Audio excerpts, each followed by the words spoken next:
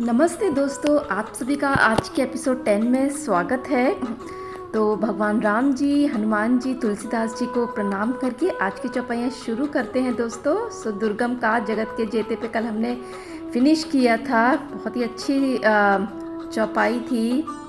तो भगवान हनुमान जी को हर कठिन काम करने से पहले उस शक्ति को ज़रूर याद करें। तो दोस्तों आज की चौपाई है, राम दुआरे तुम रखवारे हो तिन आज्ञा बिनु पैसारे। तो दोस्तों इस पंक्ति का अर्थ है कि भगवान हनुमान जी राम जी के द्वार पे रहते हैं। ऐसा क्यों, सोचने वाली बात है, पर यह आवश्यकता क्यों पड़ी? तो राम जी को हनुमान जी के द्वार पे बैठाने को लोग क्या सोचेंगे कि हाँ, ऐसा तो किसी प्रसंग में कभी भी किसी ने ना देखा ना सुना है, या कि किसी ने राम जी के राज्य में घुसने की कोशिश की हो और उसको कभी एंट्री ना मिली हो, प्रवेश ना मिला हो, तो हनुमान जी को द्वार पे बैठाने की ज़रूरत पड़ी हो।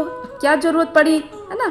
तो दोस्तों इसको थोड़ा सा समझते हैं। ईशान महेश जी ने बताया था, समझते हैं इसको। कितनी डीप चीज़ें हैं, जब कोई हमें एक आध्यात्मिक आचार्य समझाते हैं तब हमें इनके मतलब का पता चलता है, वरना तो हम ऐसे ही पढ़ लेते हैं। ओके, तो यहाँ दोस्तों कुछ प्रश्न हैं कि राम का द्वार कौन सा है।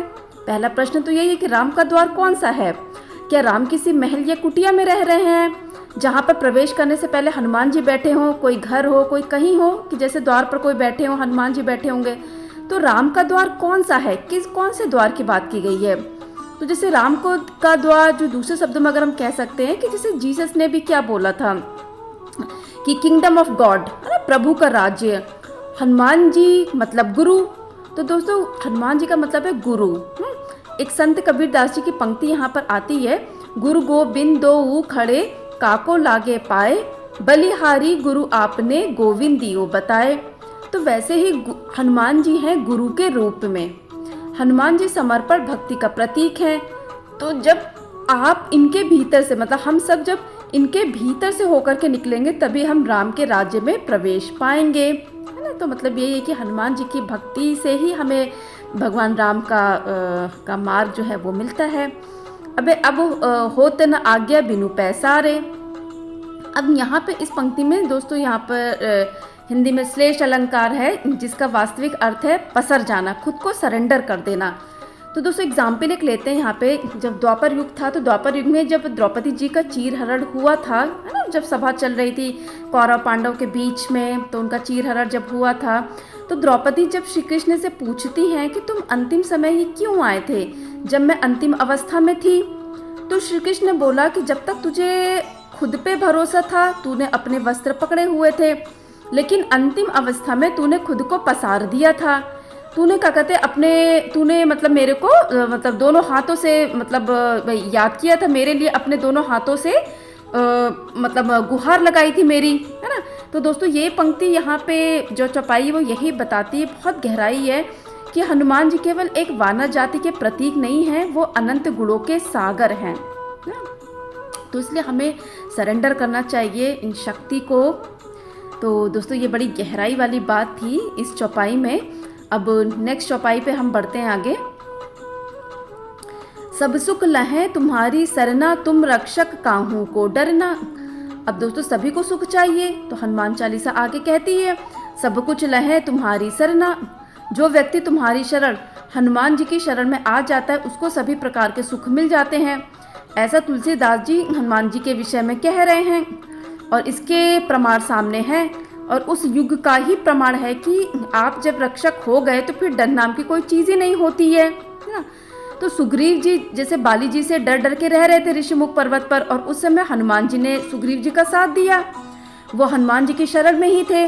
सुग्रीव हनुमान जी पे पूरी तरह से डिपेंडेंट हो गए थे, है ना। जैसे हम लोग हमारे सामने भी कभी हमें डर लगता है, बट हमारे सामने कोई स्ट्रांग पर्सन हो तो हम पूरी तरह से उस पर डिपेंडेंट हो जाते हैं कि हमें डर नहीं है अब, क्योंकि ये इंसान हमारे साथ में है।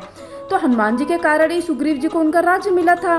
यही बात विभीषण जी पे लागू हुई थी कि वो बहुत डरे थे कि तानाशाह राज्य मतलब अपने भाई को तिरस्कृत करके राज देश से उनको निकाल दिया जाता है ना। और रावण जिस तरह के थे उन्होंने निकाल दिया था, उन्होंने उनको कोई शरण भी नहीं दी थी।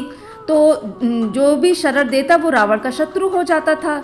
तो किसी में वो साहस नहीं था जो विभीषण जी को शरण दे सके जब रावण ने उनको अपने राज्य से निकाला था, अपने था। तो हनुमान जी ने ही विभीषण को परामर्श दिया था कि श्री राम जी की शरण में आप जाइए, लेकिन उससे पहले विभीषण हनुमान जी की शरण में थे। तो दोस्तों देखो यहीं पे ये बात आ गई ना, किसी को कोई डर ही नहीं लग रहा था, सब उनकी शरण में थे। जब लक्ष्मण जी को शक्ति बाढ़ लगा था तब भी उस समय सब लोग हनुमान जी की ही शरण में थे, है ना। पीछे के चौपाई में जब हमने पढ़ा था, हनुमान जी ही उस समय नैया पार लगाने का एकमात्र आधार थे। तो दोस्तों ऐसी स्थिति में स्वयं हनुमान जी की शरण में भगवान राम भी आए थे, है ना। जब वो उसकी संजीवनी बूटी की जब बात हुई थी, पूरी तरह से राम जी हनुमान जी पर डिपेंडेंट थे।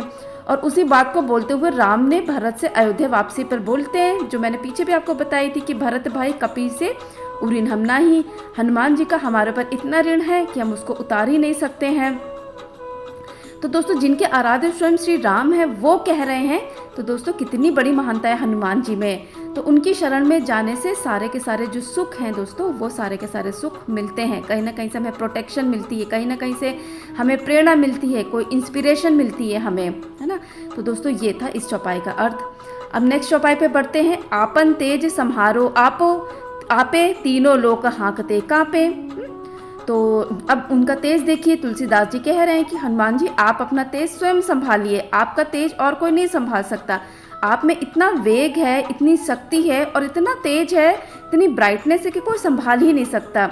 जैसे अर्जुन भगवान कृष्ण का विराट रूप नहीं सहन कर पाए थे, है ना। जैसे हमने महाभारत में श्री कृष्ण सीरियल्स में देखा है, पढ़ा है, और वो भगवान से प्रार्थना करते कि भगवान आप अपने साधारण रूप में आइए। तो दोस्तों जैसे हम सभी लोग सूरज की जो बहुत तेज जब रोशनी होती है दिन में हमारे ऊपर पड़ती है, तो हम उसका तेज नहीं सहन कर पाते, है ना। हाँ, सुबह और शाम हम उसका तेज सहन कर पाते हैं क्योंकि एकदम लो हो जाती हैं। तो यही बात क्या कहते हैं हनुमान जी के लिए बोली गई कि आपन तेज सम्हारो आपे, अपनी तेजस्विता को आप स्वयं संभालिए।